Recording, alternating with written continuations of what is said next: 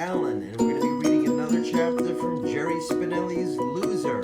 Today, we'll be reading Chapter 7, Jabip. Here is the surprise. Every day is like the first day to Zinkoff. Things keep happening that rekindle the excitement of the first day. Learning to read his first two-syllable word, making a shoebox scene about the pilgrims, counting to 5 in Spanish, learning about water and ants and tooth decay, his first fire drill, making new friends. At the dinner table, Zinkoff tells his parents about his days, but he always waits for his father's question. So what's new, Chickamoo? Or what's new, Boogaloo? Or Kinkachoo? Or Pookie Poo? Many things tickle Zinkoff, but nothing more than the sound of a funny word. Words tickle him like fingertips in the ribs. Every time his father comes up with a new one, Zinkoff has to put down his fork and laugh. Usually he leans to one side as if the funny word has the force of a great wind. Sometimes he even falls off his chair. It's his teacher, Miss Meeks, who comes up with the best one. She stands at the green board one day trying to explain what 1 billion basketballs would look like. If you put the first one here, she says, pointing to the floor, and line them up out the door and down the hallway and across the playground and down the street, why, they would stretch from here to Jabip. The classroom is a sea of boggling eyes. Wow! Someone calls out, "Where's Jabip?" Miss Meeks explains there is no actual place called Jabip. It's just her way of saying someplace really far away. At that point, Zinkoff, in the last seat, in the last row, tilts alarmingly to the left and falls from his chair. The teacher rushes to him. His face is red. Tears stream down his cheeks. He is gasping for breath. "Donald, Donald," she calls, though he is inches away. He looks at her through watery eyes. He gasps, "Jabip!" He pounds the floor. That's when Miss Meeks realizes her pupil isn't dying. He's merely laughing. It's a good 5 minutes before Zinkoff calms down enough for the class to continue.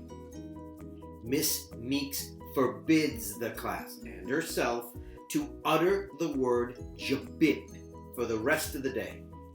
Nevertheless, from time to time, there are sudden, giggly interruptions from the back row as the word pops into Zinkoff's head. When he hears Clunker Fork coming down the road that day, he runs alongside his father's car as it coasts to the curb. Daddy, did you ever hear of the word Jabip?" "Sure," says his father out the open window. "I also heard of Jaboop." Zinkoff rolls on the sidewalk. "Jabip! Jaboop!" He keeps erupting through dinner. Eating becomes hazardous. His parents smile patiently for the first minute or so, then begin telling him enough is enough. But Zinkoff can't stop. When a bolt of mashed potatoes shoots from his nose, he is sent to his room. That night he giggles through his prayers and into sleep. In school, for the rest of the week, Zinkoff continues to produce outbursts of laughter in the back row. Every outburst triggers laughter from the other pupils. Sometimes, to get him started, a pupil waits until the teacher's head is turned and then whispers, "Jabip." Sometimes Miss Meeks bites her tongue to keep from joining in. Sometimes she gets mad. It's during one of these mad times that she says, "Donald, come up here, please." When he stands before her, she takes something from her desk drawer. It's a round, yellow button. It's the largest button the students have ever seen. It's as large as a giant pinwheel taffy. It has black letters on it. "Can you tell me what this says?" Zinkoff studies the button. Finally, he shakes his head. "It says, 'I know I can behave.'" She pins the button to Donald's shirt. "And I know you can." Zinkoff has to wear the button for an hour. During that time, he does not laugh once. Miss Meeks judges her maneuver a success and returns the button to the drawer. Soon, Zinkoff is laughing again. He gets the button back.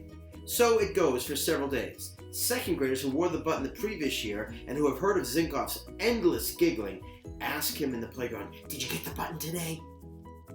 One day, Miss Meeks has to leave the classroom for a while.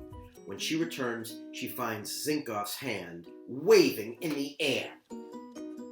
Yes, Donald. Miss Meeks, I laughed when you were gone. And she realizes at last that for Zinkoff, the button isn't punishment, but a badge of honor. From then on, she punishes him by keeping the button in her desk drawer. Button or no button, Zinkoff loves school. One day he awakes before anyone else in the house. He gets himself dressed. He makes his own breakfast. He brushes his teeth, walks off to school. I must be early, he thinks, for he doesn't see any crossing guard or any other children along the way. He is sitting on the front step, waiting for the door to open when he hears clunker number 4. It stops in front of the school, and out pop both his mom and his dad. Both come running. Donald, we've been looking all over for you. You weren't in your bed. I came to school all by myself, he declares proudly. His parents look at each other. His mother bites her lip. His father picks him up and says, You're very big to do that all by yourself.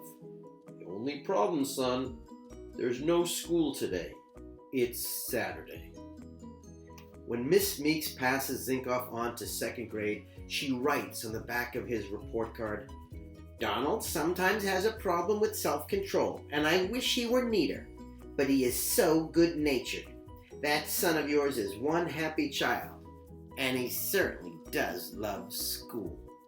So, in Chapter 7, we're learning more about Donald Zinkoff. 1, he loves school, and every day seems like a new day to him because he's learning all these new things. It's really exciting when we learn new things at school, isn't it? The other thing we learned about Donald is he loves silly words. Both his dad and his teacher use some silly words in this chapter, and he laughs really, really hard at these words. It describes the way his body tilts to the left, and he laughs so hard he can barely control himself. And the other thing that I found that is interesting is his teacher, Miss Meeks, puts a pin on him that says, I know I can behave. Now she thinks that's a punishment to Donald.